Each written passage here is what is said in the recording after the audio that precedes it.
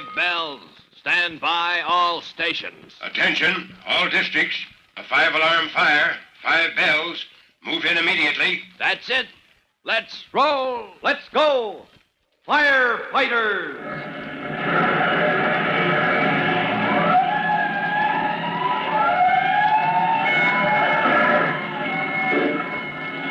Presenting Firefighters, the true-to-life story of our unsung heroes who stand ready to ride by day or night against our most murderous enemy, the demon of fire.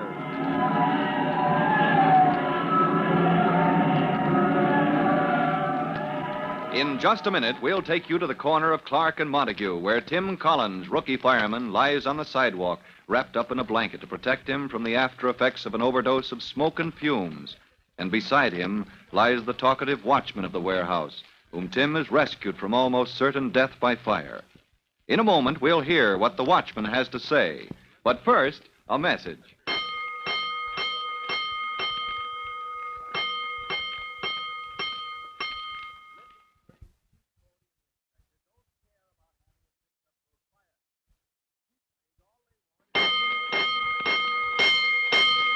Let's go, firefighters. Let's go to the scene of the warehouse fire at Clark and Montague, where you remember Tim Collins, rookie fireman, has been put out of action by smoke and fumes after achieving the rescue of the warehouse watchman. Only a moment ago, Chief Cody ordered the 3rd and 4th call fire companies to return to their firehouses. And as the trucks and engines roll away, he ordered...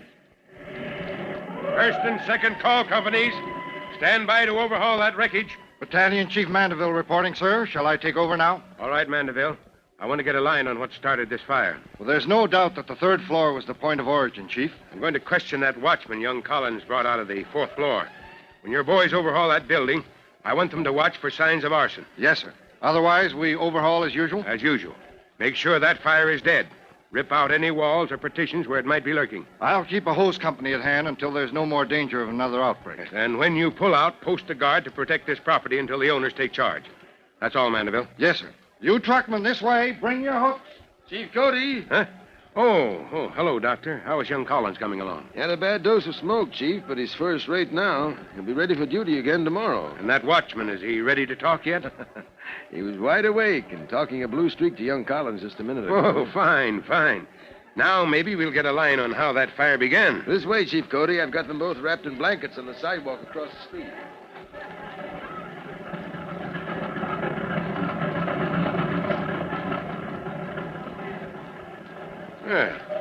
Right here, Doctor? Where's that watchman? All I see is Collins. Well, He's gone, blanket and all. You looking for Napoleon Bonaparte, Doctor? What's that? Doctor, is this boy still delirious? I'm all right, Chief Cody. That's his name, honest. Napoleon Bonaparte? That's right. That's what he gave me for the medical report, but... Collins, what happened to him? He wasn't in any shape to walk. Oh, not with that injured leg, sir. It was your assistant, Doctor. They picked him up and the ambulance rolled just after the 3rd and 4th fire companies pulled out. Huh? Stealing my patient, eh? That man had a bad leg wound. I want to tend to it myself. So long, Chief. Here, hold on. How about Collins here? I'll send him home for a good night's rest. If he isn't raring to go in the morning, I'll eat him alive. See you later, Chief. Well, boy, that's what it is to be young and healthy. Napoleon Bonaparte. I wanted to talk to that fellow, find out where this fire started. Chief Battalion Cody, Chief reporting, sir. Oh, yes, Mandeville. Any line yet on how that fire started? No signs of arson, Chief, but it's hard to tell. The fire floor was thoroughly burned out, huh? It was, Chief. We can tell the fire got a terrific start, possibly from some type of explosion. Lucky that building was constructed to be fire resistant, or the whole business would have collapsed. Perhaps with our men inside. Yes, sir. But the funny thing is, nothing stored in there was particularly explosive. Chief Cody. As you were, Private, I'm taking this officer's report. Yes, sir. Mandeville. Yes, sir. Have the salvage squad go over that floor inch by inch. Right, Chief. Have them identify every type of substance and material that was stored in that 3rd floor. Yes, sir. I'll send them in there right away. Explosion, was it? Well, you don't have an explosion without cause. Chief Cody, sir. Private Collins reporting. Yes, Private Collins, but you shouldn't be on your feet. I got to stand at attention to report, sir. Well, you can sit at attention, can't you? Here, keep that blanket around you now. Yes, sir. And make it fast. I've got a fire to investigate. But Napoleon Bonaparte, I mean the watchman, sir. He told me all about it. He told me while we were lying here. He did? Well, great clouds of smoke. Why didn't you say so? Well, Well, never mind. What did the watchman tell you? Painters, sir. There were painters working in that floor, and they were supposed to finish the job a week ago. I understood that whole floor had been closed, practically sealed up for the past week. Well, yes, sir, waiting for the painters to come back and finish. Nobody's been in there but Napoleon, the watchman, and he said half a dozen cans of paint had been left uncovered, Chief. Well, why didn't he cover them if he's the watchman? Well, he said that was the painter's job, sir, to keep those cans covered. He just didn't realize He didn't realize that fumes were spreading from those paint cans, spreading all through that area, until the third floor of the warehouse was as dangerous as a bomb. Well, that's the end of my report, Chief Cody. A spark from almost any source was enough to start that fire. Collins, you've completed my investigation for me, lying here flat on your back on the sidewalk. Well, I'm sorry, sir, if I...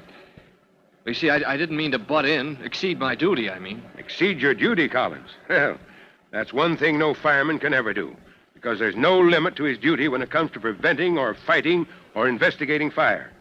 No, boy, you've done just right. Second call companies, pick up and pull out. Get back to your quarters. Here, what are you doing, Collins? Sit down there. Oh, I'm all right, Chief Cody. See, I can stand. I've got my strength back. Yes, and where do you think you're going? Well, the battalion chief just ordered the second call companies back to quarters. Oh, and you think you're going back to the firehouse with old 3-1s, huh? Well, that's my company, sir. I've got to show the men I can take it. No, you don't. Kennedy, Lieutenant Kennedy. Yes, sir? Lieutenant, you've got a hard case on your hands here. Who's that, sir? Young Hooksy Collins? Young Hooksy. That's what the boys are calling him, Chief, after the showing he made at his first fire. Young Hooksy. Boy, that's what they called Ben Collins back in the old days. That's the name we gave your father. Oh, gee, Well, good grief, I don't know what to say. You don't need to say anything, Collins. Actions speak louder than words, you know. You're in, boy. The men of old 3-1s are behind you solid. Lieutenant, Private Collins is due for a layoff. He's to return to duty sometime tomorrow, at your discretion. Yes, sir. Collins, you were posted for the 2nd platoon, but there's an opening in the 3rd. The late night shift, sir? Midnight to morning? Midnight to 8 a.m. You'll sleep at the firehouse. Yes, sir. Report to me at 3-1s tomorrow night, then. And we'll be glad to have you with us. Hooksy? Oh, yes, sir.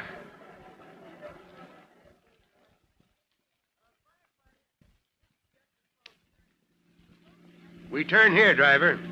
Chief Cody, you shouldn't be driving me home. Why? Well, the chief of the whole fire department giving the greenest rookie in the whole fire department a lift home, it isn't right. Now, Collins, one thing you've got to learn. Sir, what's that? You've got to learn not to tell the chief to do this and do that and don't do the other.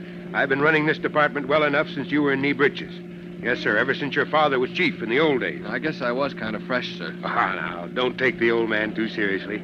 Besides, I wanted to deliver you safe to your mother. It isn't every day Ben Collins' boy rolls to his first fire and does his family proud. Yeah, well, I've been worrying about that, Chief, about Mom seeing me like this, black as charcoal with a blanket for a cape. Well, your mother isn't the kind to throw up her hands and fall in a faint at the sight of a little soot. Yeah, but maybe she'll be worried. Wait and see, boy. I've been a friend of the family since way back, you know. Wait and see how she takes it when I bring you home.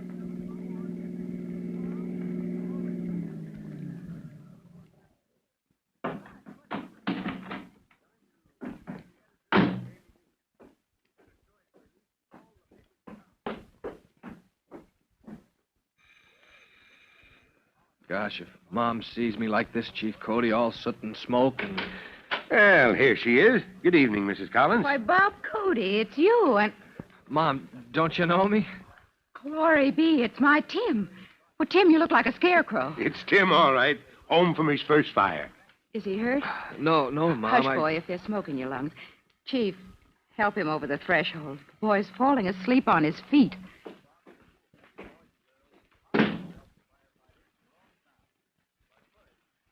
Well, it seems that Tim Collins, rookie fireman, is in good hands and safe at home.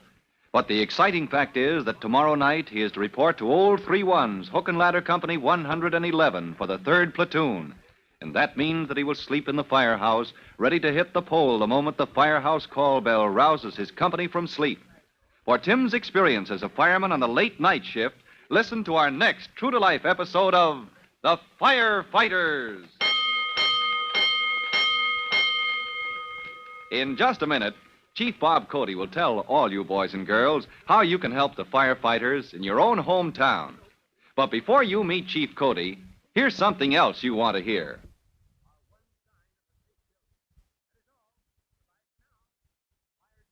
And now, Chief Bob Cody with a special assignment for all young firefighters. Chief Cody. Hello, boys and girls. This is Chief Cody with your special assignment. Attention, firefighters. You are to inspect your home and your family's garage or any other outbuildings for cans of paint. Now, check carefully. Be sure the lid of each can of paint is in place. Now, if it isn't, put the cover on and fasten it tight. Remember, the fumes rising from a paint can may cause an explosion and a rapidly spreading fire that can be disastrous. Protect your family from this hazard. Well, that is all, and goodbye for now. Fire Chief Cody and the young rookie fireman Tim Collins will be back on the same station the next time you hear. That's it. Let's roll.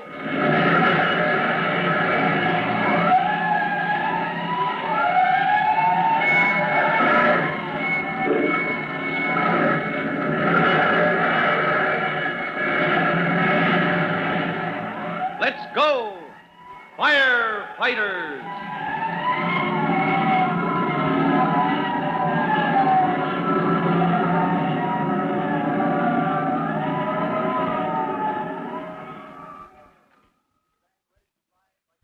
Firefighters is written by Frank Jones and is a copyrighted feature of William F. Holland Productions.